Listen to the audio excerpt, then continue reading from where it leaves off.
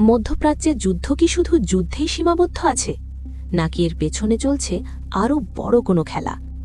কারণ একদিকে চীন তাদের নাগরিকদের ইসরায়েল ছাড়তে বলছে, অন্যদিকে ডোনাল্ড ট্রাম্প বলছেন এই যুদ্ধ প্রায় শেষ, আর একই সময়ে সৌদি আরব নাকি চাপ দিচ্ছে যুদ্ধ আরও বাড়াতে। তাহলে আসল সত্যটা কি? পরিস্থিতি এতটাই ভয়াবহ হয়ে উঠেছে যে চীন সরাসরি তাদের নাগরিকদের ইসরায়েল ত্যাগের নির্দেশ দিয়েছে। বেইজিং বলছে যে কোনো সময় বড় ধরনের বিপর্যয় ঘটতে পারে। স্থলপথ, আকাশপথ যেভাবেই হোক দ্রুত বের হয়ে যেতে বলা হয়েছে। ইতিমধ্যেই শুরু হয়েছে উদ্ধার অভিযান, কারণ আকাশ ভরে উঠছে ক্ষেপণাস্ত্র আর ড্রোনে। কিন্তু এই বাস্তবতার মাঝেই ওয়াশিংটন থেকে আসছে সম্পূর্ণ ভিন্ন বার্তা। ডোনাল্ড ট্রাম্প বলছেন এই যুদ্ধ কার্যত শেষ। তার দাবি ইরান দুর্বল, যুক্তরাষ্ট্র এগিয়ে, আর চুক্তি এখন সময়ের ব্যাপার।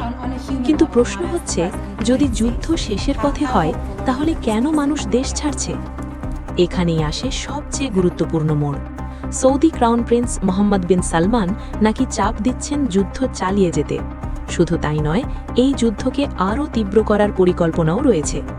এমনকি ইরানের তেল কেন্দ্র খার্গ দ্বীপ দখলের কথাও উঠেছে। যদি এমনটা ঘটে তাহলে শুধু একটি দেশ নয়, কেঁপে উঠবে পুরো বিশ্ব অর্থনীতি। কারণ হরমুজ প্রণালী বন্ধ হয়ে গেলে বিশ্বের তেলের বড় অংশ থেমে যাবে। এদিকে ইরানও দিয়েছে কঠোর বার্তা। তারা বলছে এই আগ্রাসন চলতে থাকলে সম্পর্কের বড় পরিবর্তন আসবে। তাহলে এখন প্রশ্ন, এই যুদ্ধ কি শেষের পথে, নাকি এটি কেবল শুরু? দাবার বোর্ডে চাল দেওয়া হয়ে গেছে, এখন শুধু অপেক্ষা পরবর্তী বড় চালের।